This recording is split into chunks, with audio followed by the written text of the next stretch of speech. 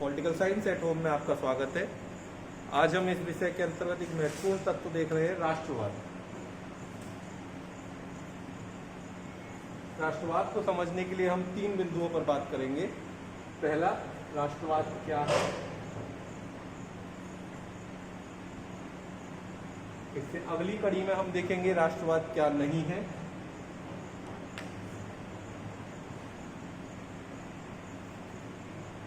और फिर हम समझने की कोशिश करेंगे कि राज्य और राष्ट्र के मध्य क्या अंतर होता है।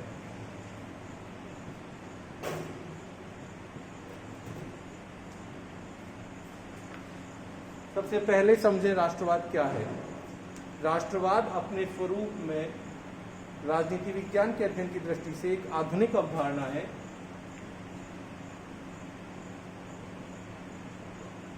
यह मूल रूप में एक भावनात्मक अवधारणा है अथवा एक भावनात्मक बिंदु है जो व्यक्तियों के समूह के मध्य एकता का भाव प्रदर्शित करता है।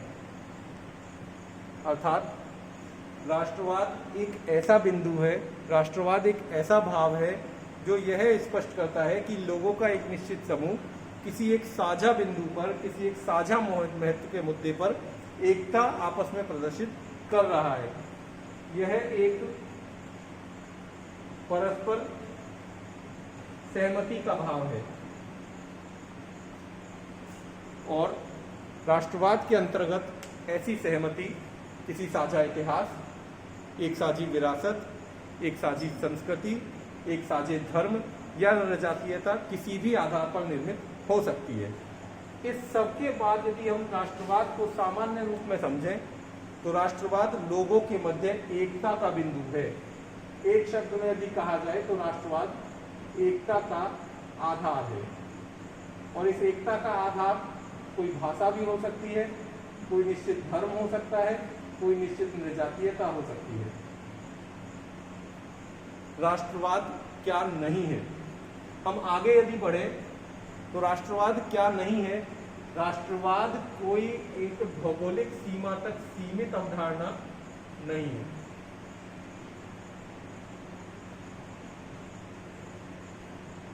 सामान्य रूप में यह मान लिया जाता है कि राष्ट्र और राज्य एक ही इकाई है, लेकिन जब हम राष्ट्रवाद की बात करते हैं, जब हम राष्ट्रीयता की बात करते हैं, तो उन्हें किसी राज्य की ठोस भौगोलिक सीमा के अंतर्गत बांधा नहीं जा सकता।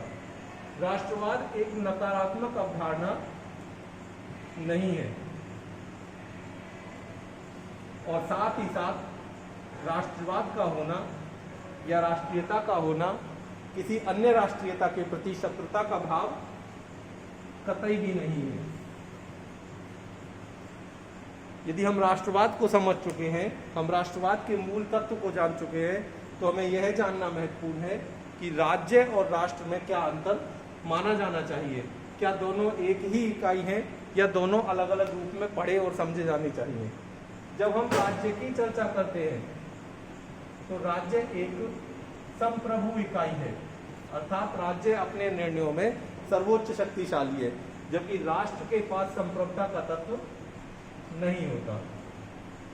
हम दूसरे यदि बिंदु की बात करें दोनों के मध्य अंतर की, तो राज्य एक राजनीतिक संकल्पना है, जबकि राष्ट्रवाद एक मनोवैज्ञानिक अवधारणा की जैसे है। हम अगले बिंदु पर यदि जाएं तो राज्य के घटक या राज्य के निर्माण के घटक निश्चित होते हैं, जिन्हें 4 बिंदुओं में समझा जाता है। एक निश्चित जनसंख्या, भूभाग, सरकार और संप्रभुता।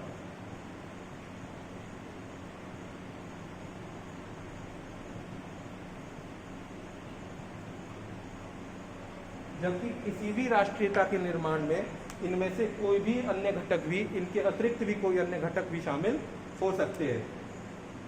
राज्य के पीछे या राज्य की शक्ति के पीछे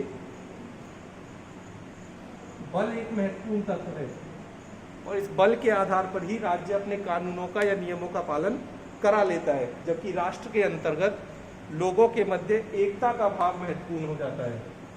वो परस्पर एकता के माध्यम से आपस में जुड़े हुए रहते हैं।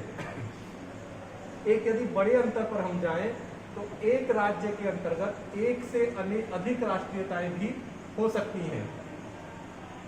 जैसे हम समझें, पूर्व सोवियत संघ जो राजनीतिक दृष्टि से तो एक राज्य था, लेकिन उसके अंतर्गत 100 से अधिक राष्ट्रीयताएं सम्मिलित थी।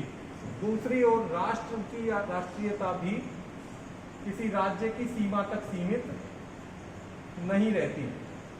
जैसे कोरियाई राष्ट्रीयता न केवल उत्तर कोरिया तक सिमटी हुई है या न केवल दक्षिण कोरिया तक सिमटी हुई है, बल्कि कोरियाई राष्ट्रीयता के लोग, कोरियाई राष्ट्रवाद के लोग उत्तर कोरिया में भी हैं और दक्षिण कोरिया में भी हैं। इस प्रकार राज्य भी अपने स्वरूप में स्वायत्त और स्वतंत्र है, तो राष्ट्र भी राज्य से अपना पृथक पहचान और अस्तित्व रखता है।